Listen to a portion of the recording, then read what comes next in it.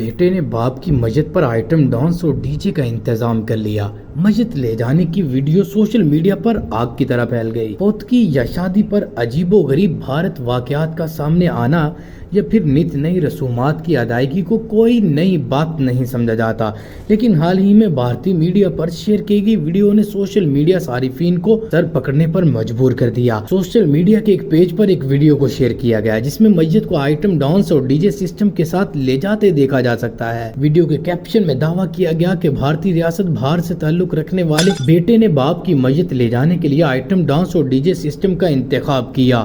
Video میں گاؤں کے لوگوں کو مسجد لے جاتے دیکھا جا سکتا ہے، جبکہ مسجد کے آگے ڈی جے سسٹم اور 2 خواتین کو ڈانس کرتے بھی دیکھا گیا۔